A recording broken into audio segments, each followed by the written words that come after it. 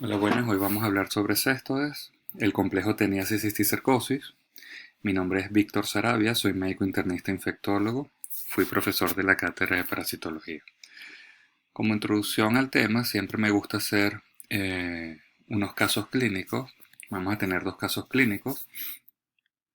El primero es una mujer de 48 años de edad, natural de República Dominicana, quien desde hace 2 semanas presenta diplopia, que es visión doble, cefalea, que es dolor de cabeza, e hipertensión. Vamos a ver algunas imágenes que eso lo desarrollaremos al final de la clase. Y el segundo caso es un hombre de 38 años que inicia su enfermedad actual 3 días previos a consultar al médico. Refiere dolor abdominal, vómito, anorexia, pérdida de peso involuntaria. Refiere además que desde hace 2 años ha presentado un dolor estomacal que ha sido fluctuante, que ha presentado valores de hemoglobina que han sido bajas, le han dicho que presenta una anemia crónica y ha sido evaluado por distintos médicos que no le han dado un diagnóstico certero. Dentro de los antecedentes importantes, refiere que ingiere carne de res cruda con cierta regularidad. Tomando en cuenta estos dos casos, los vamos a guardar, a reservar para el final, donde vamos a poder hacer el diagnóstico certero de cada uno de ellos. ¿Qué puntos vamos a tratar hoy? Vamos a hablar sobre la clasificación e importancia de estas parasitosis, sus características generales, cómo es la morfología de cada uno de ellos, cómo podemos hacer la diferenciación, hablar sobre el ciclo de vida, cómo es su mecanismo de acción patógena o patogenia, qué manifestaciones clínicas presenta el paciente que tiene alguna de estas parasitosis, cómo hacemos el diagnóstico y cómo son las medidas de profilaxis para estos casos. Y posteriormente desglosaremos los dos casos que vimos o que les acabo de presentar. La clasificación es muy sencilla, se divide en protozoarios y metazoarios. Recordemos que protozoarios son organismos unicelulares y los metazoarios son organismos pluricelulares. Dentro de los metazoarios tenemos los artrópodos y los helmintos. Los helmintos a su vez se clasifican también de acuerdo a su forma. En nemátodes, que son cilíndricos, redondos, y platelmintos, que son aplanados y segmentados, en el caso de los céstodes, y con forma de hoja, en el caso de los tremátodes.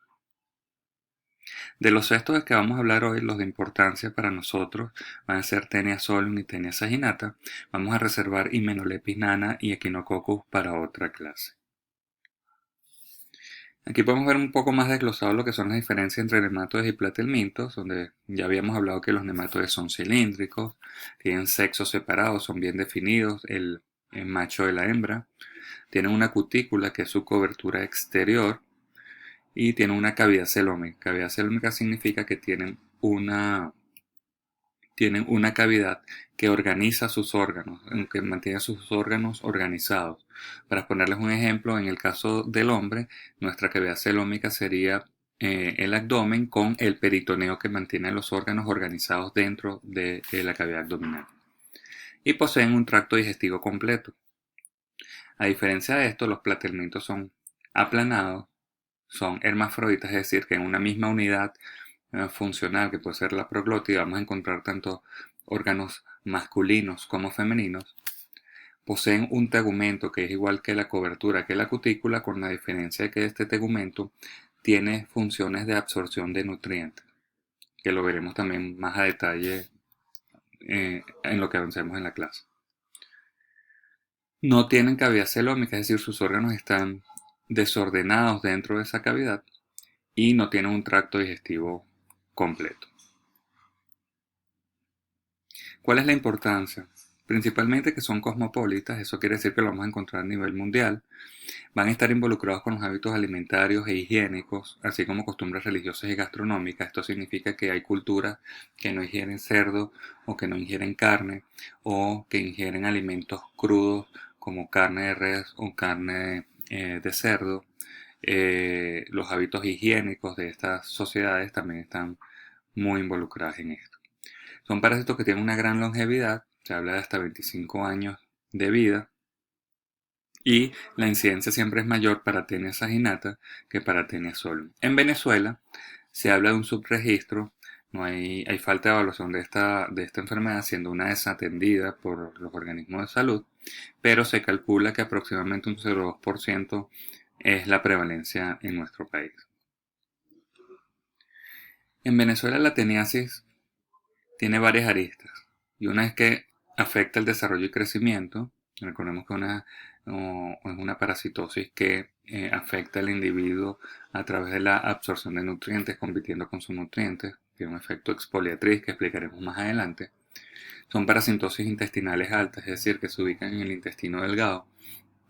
Se habla de una alta prevalencia. Recordemos que habíamos hablado también de un subregistro, pero se estima que hay un número importante de casos. Y es una enfermedad que está asociada siempre a la infraestructura sanitaria, a las políticas de salud y las políticas higiénicas. En el caso de la cisticercosis humana es un poco más complejo, porque causa la enfermedad que se llama neurocisticercosis, que tiene muchas complicaciones en el ser humano. Es un diagnóstico difícil y veremos más adelante por qué, porque es una gran simuladora y que tiene una prevalencia real bien desconocida.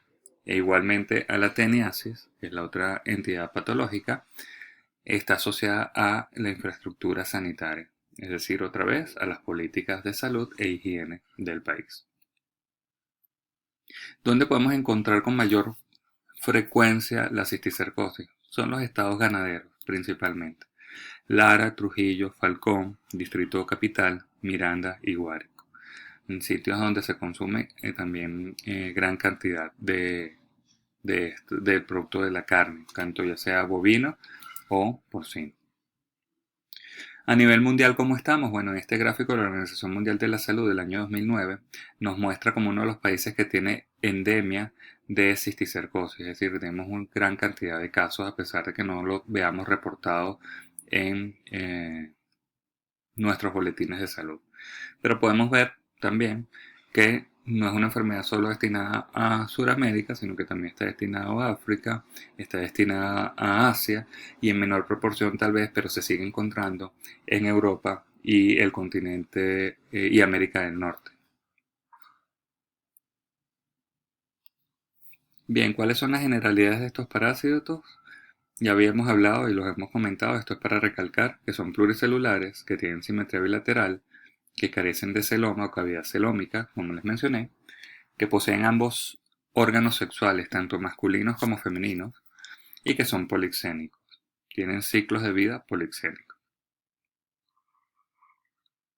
Estos parásitos ya hemos hablado también en la introducción, que son segmentados, tienen tegumento con microtricos, que son esas vellosidades que podemos ver en la imagen a su derecha, que permiten la absorción de nutrientes. Carecen de un tubo digestivo como tal, porque también tienen la función de absorción del tegumento. Podemos encontrar que tienen órganos tanto masculinos como femeninos, que también lo podemos ver en la imagen a su derecha, por lo cual se habla que son hermafroditas. Y dentro de sus formas evolutivas tenemos el huevo, tenemos la oncósfera, el cisticerco, que son las formas larvarias, y el adulto. Entonces, ¿qué es el complejo cisticercosis teniasis, que a través de un solo parásito podemos tener dos entidades nosológicas o dos entidades patológicas. Y eso va a depender de lo que estemos expuestos. Si estamos expuestos al huevo, como podemos ver en la primera imagen, la siguiente forma evolutiva va a ser el cisticerco, que es la forma larvaria. Y esa forma larvaria nos va a causar a nosotros la cisticercosis. Pero cuando nosotros estamos expuestos a la larva, es decir, ingerimos la larva, nosotros vamos a la siguiente forma evolutiva que es la tenia, de la forma adulta, y eso nos va a ocasionar como entidad nosológica la teniasis. Por eso es que es tan importante, porque un solo parásito nos puede ocasionar dos enfermedades totalmente distintas, con manifestaciones clínicas distintas y con diagnósticos distintos. Como las matemáticas son exactas, aquí les dejo otra vez a manera de resumen. Cuando nosotros ingerimos carnes mal cocidas, carnes crudas, que tienen quistes de cisticercos en sus tejidos, nosotros vamos a adquirir, recordemos siempre, la siguiente forma evolutiva, que es el adulto. ¿Y cuál es la forma evolutiva del adulto? La tenia. ¿Y qué qué enfermedad vamos a presentar? Teniasis. En cambio, cuando ingerimos alimentos que están contaminados con huevos de tenia, nosotros nos vamos a padecer vamos a progresar a la siguiente forma evolutiva del huevo que va a la larva y vamos a padecer la enfermedad causada por la larva que se llama cisticerco, por lo tanto vamos a tener cisticercosis humana. Acá para ver un poco la estructura de la tenia, podemos ver que la podemos dividir en tres, en una cabeza que se llama escólex, en el cuello y el estróbilo, que es el resto del cuerpo. En el escólex vamos a tener diferentes estructuras, podemos tener una corona de gancho y podemos tener ventosas. El cuello es ese istmo o ese sitio más delgado que comunica el escólex con el resto del cuerpo, que se llama estróbilo, y en el estróbilo vamos a ver unidades funcionales que son las proglótides, que mientras más cerca estén del escólex son más inmaduras y mientras más alejadas estén son más maduras, y llegamos a las grávidas, que es donde contienen los huevos. En el esquema C podemos ver cómo es su sistema nervioso, sus órganos internos. En el esquema D podemos ver que tienen tanto órganos masculinos como femeninos. Vemos conductos deferentes, vemos ovarios, vemos testículos, vemos útero, vemos vagina, y eso es lo que le da la característica de hermafrodita. Entonces, ¿cómo es la estructura de las proglótides? Hablamos del tegumento, que tiene microvellosidades, y en ese interín entre la membrana hay músculo, que es importante y lo vamos a ver más adelante. ¿Por qué? Porque en algunas especies de tenia le confiere cierta movilidad, y vamos a encontrar también algunos organelas dentro que la contienen. Vemos como ya en la imagen anterior, vemos que podemos encontrar tanto órganos masculinos como femeninos. Vamos a ver un atrio genital y vamos a ver otros órganos dentro de la unidad funcional que se llama proglótide. Esto es ya no tan esquemático, sino son más fotos reales vistas al microscopio donde podemos ver las mismas estructuras. Entonces, las larvas de cestos. Los cestos nos pueden parasitar tanto a nosotros como a los animales. Cuando es en la fase larvaria, hablamos de cisticercosis. Cuando hablamos de la fase adulta, hablamos de teniasis. Por lo tanto, hay una gran importancia de este estudio, de este binomio, de estas dos cosas que son la larva y el adulto. ¿Okay? Porque producen patologías distintas por cada estadio parasitario. Ahora vamos a ver las diferencias entre una especie y otra. Tenemos la Taenia solium y la Taenia saginata. Les hago a modo de mnemotecnia que solium es una palabra mucho más corta y saginata es una palabra mucho más larga. Ya vamos a ver por qué. En cuanto al escólex, que es la cabeza, por así llamarlo, de este parásito, vamos a encontrar que el solium tiene 4 ventosas, igual la saginata, pero el solium va a tener una corona de ganchos, a diferencia de la saginata. Entonces el escólex de la saginata solo va a tener las ventosas y el escólex de la Taenia solium no solo va a tener las 4 ventosas, sino que va a tener una corona radiada de ganchos.